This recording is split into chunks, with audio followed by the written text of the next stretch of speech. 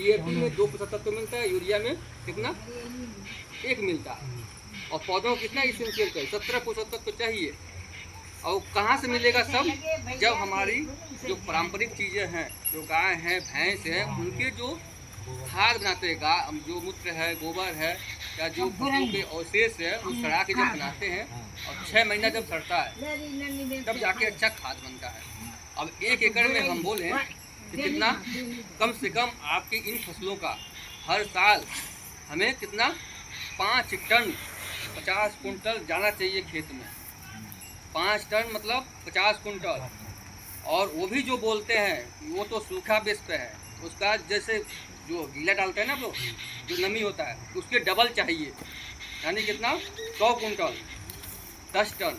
अब कितना डालते हैं आप, कितना डालते हैं, कितना आपके वहाँ होता है, नहीं होता है, क्योंकि पशु की जो परंपरा थी पाल के रखने का, बांध के रखने का, वो अब थोड़ा सा चेंज हो गया है, लेकिन वो बहुत जरूरी है। उसी में सभी पोषक तत्व मिलते हैं। अब क्या होता है कि थोड़ा सा हमें बस यूरिया डीएपी की जो तरफ जो भागते हैं। अब मार्केट में डीएपी मिलेगा 1350 रुपये आपका, कितना है एक बैग का 50 किलो का। हाँ, और ज़्यादा है तो थोड़ा और भी ज़्यादा लगता है। और तो उतना देते हैं आप पैसा, सरकार उससे डबल देती है कंपनियों को, ठीक ना। आपका 265 रुपये का यूरिया बैग मिलता है, कितना 45 किलोग्राम का, और वो 80% छूट में मिलता है।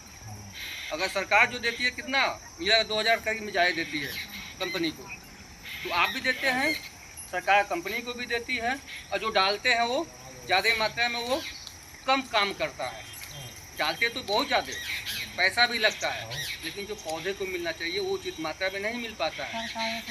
उसकी भी टाइमिंग होती है।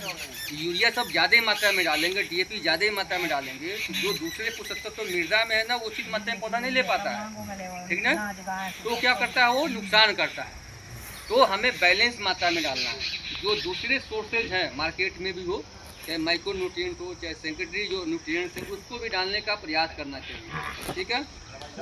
अभी जो सर बता रहे थे कि और भी थोड़ा सा हमें जो लागत बढ़ गया है, अभी आप ही लोग किसान लोग बताते हैं कि ये आपका जो 2.5 एकड़ का खेत है, 1 हेक्टेयर का, लगभग 35 से लेकर 40 हज़ार रुपये लग जाते हैं पूरे भर्ती में। और एक किसान हमें बता रहे थे यहीं के, तो केवल खाद में ही 8 हज़ार रुपये प्रति एकड़ खर्च हो जाता है मेरा, ठीक ना।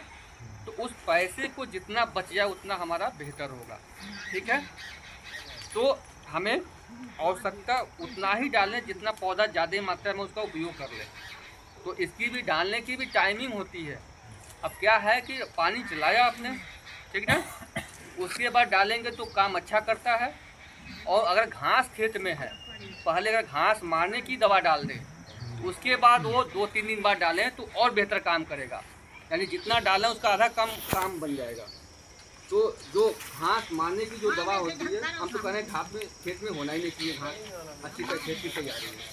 फिर भी अगर देखिए एरिया ज़्यादा है आगे, तो ध्यान है कि जो समस्या जैसी हो, यानी चौड़ी पत्ती वाली हो उसके लिए अलग दवा है, संकरी पत्ती वाली है तो उसके लिए अलग दवा है, दोनों की समस्या है उसके लिए अलग दवा है।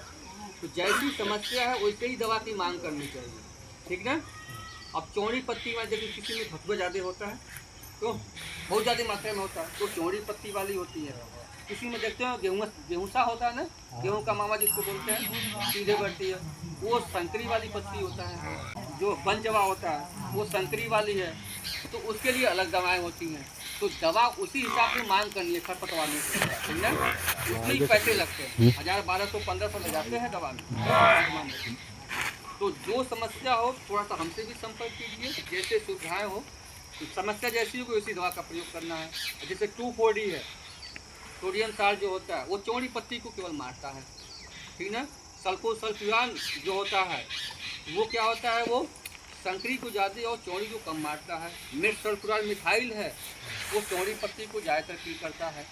और वो भी समय भी होता है डालने का, समय मतलब कि हम 15-20 दिन के बीच में डालना है या 25 से 30 दिन के बीच में डालना है, उसका भी समय अलग अलग होता है। तो ये सब सोच समझ के थोड़ा सा जहर होता है, अगर डालने के पहले संपर्क कर लेंगे, हम लोग रास्ते में ही पड़ता है, एक क्रिया मित्र जो है, एक बार फ़ोन कर लीजिए, हम उसका बेहतर समाधान बता दें। जहाँ से दवा खरीद रहे हैं, अगर आपने बोल दिया कि डॉक्टर साहब ने बताया है, हो सका आपको सस्ता मिल जाए, हो सका अच्छी गुणवत्ता का मिल जाए, क्यों, ये फ़ायदा होगा। तो ये सब व्यवस्थाएं हैं। और देखिए जो सर बता रहे थे कि पैसे हर स्तर से बचाना, तो जो गवर्नमेंट की जो पॉलिसी है कि प्राकृतिक खेती में, और उसमें भी विशेष तौर से जो जीवामृत है, ये जो प्रयोग करते हैं, या आने वाले समय में आपके गांव के 125 लोग प्राकृतिक खेती से जुड़े हुए हैं। उसमें एक जीवामृत होता है जिसको बनाने के लिए 2.25 लीटर का रम चाहिए, 200 लीटर पानी चाहिए, और उसमें 2 किलो बेसन चाहिए, 2 किलो गुड़ चाहिए, और गाय का मूत्र 5 लीटर हो, ठीक ना, और जो पीपल या बरगद के नीचे की एक मुट्ठा मिट्टी चाहिए, और उसी में मिलाना है। और ठंड का मौसम है, सुबह शाम 15 मिनट उसको मिलाइए, हिलाइए घड़ी की सुई की दिशा में, और वो आपका 4 दिन में तैयार हो जाएगा। उसको छान के अब खेत में समय समय पे 20 दिन के, 25 दिन के इंटरवल पे, 30 दिन के इंटरवल, उसमें खेत में छिड़काव करना है। शुरू में थोड़ा सा कम डालेंगे। अब क्या है कि उसमें कि अगर शुरू में 5 लीटर हमें 100 लीटर के पानी में घोल के छिड़काव करना है, फिर 20 दिन के बाद 10 लीटर जीवामृत, और हमें 150 लीटर पानी में घोल बना कर छिड़काव करना है। आगे की अवस्था में हम 20 लीटर जीवामृत 200 लीटर पानी में घोल बनाकर छिड़काव करना है। फिर जो आपका पैसा जो बोल रही है कि खड़ी फसल में 2 बार यूरिया लाते हैं, वो पैसे बच जाएंगे, और जो उत्पादन होगा वो क्या होगा, रसायन मुक्त होगा, यानी उसमें वो बिल्कुल शुद्ध होगा। हम खाएंगे स्वस्थ रहेंगे, बच्चे खाएंगे वो भी स्वस्थ रहेंगे, जिसको बेचेंगे जो खाएगा वो भी स्वस्थ रहेंगे, ठीक है। आने वाले समय में जो 125 किसान हैं, हमारे जो सिलेक्शन है प्रणाम जी हैं, और उनको बहुत बड़े स्तर पे हम जो ड्रम हम प्रोवाइड करेंगे, तो पूरे गांव के लोग को प्रशिक्षण देंगे, ठीक है। उनको मैं 21 दिन का प्रशिक्षण दे चुका हूँ, उनको सब पता है, ठीक ना। अब वो आपको पूरा बताएंगे, ठीक है। तो ये कुछ चीज़ें व्यवस्थाएं हैं, और बाकी जो समय से करेंगे, उत्पादन हम चाहते हैं अच्छा हो, तो जो 50% इसका रोल होता है वो तो है।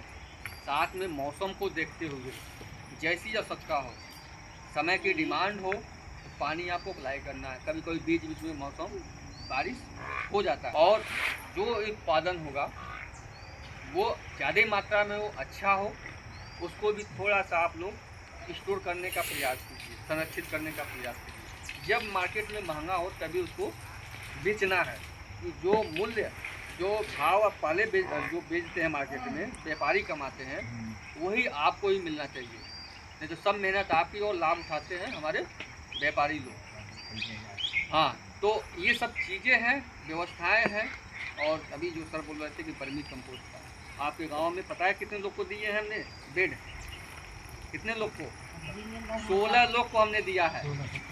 और 16-17 के वहाँ जब ये बन जाएगा, और उसमें जब खाद जब बनाएंगे, वो सबसे अच्छी गुणवत्ता का खाद बनेगा। पशुओं के गोबर की जो खाद बनती है उससे भी अच्छा होगा, क्योंकि उसमें क्या होता है, केचुआ खाता है और वो खाद बनता है, और उसमें सभी पोषक तत्व होता है। आप डालते हैं ना फूल फल की दवा, फूल बड़े, उसमें हार्मोन्स भी होता है, ऑटोमेटिक जो पौधे को मिलता है, वो और कम समय में बनता है। ये खाद कितने 6 महीने लगता है, वो आपका मुझे लगा कि 30 से लेकर और 45 दिन के अंदर, केचुओं की संख्या ज़्यादा होगी तो पहले बन जाएगा, कम होगा तो थोड़ा समय ज़्यादा लगेगा। उसमें बहुत ज़्यादा मात्रा में खाद डालना पड़ता है, और इसमें 1/3 ही डालना पड़ेगा। तो ये जो बनेगा, और आपके पैसा भी बचेगा, और खेत में डालेंगे तो क्या होगा, मृदा की सेहत भी बनी रहेगी, और उत्पादन भी अच्छा होगा।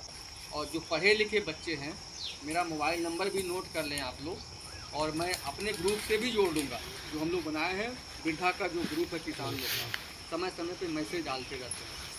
तो मोबाइल हो तो लिख लीजिए 7895653033।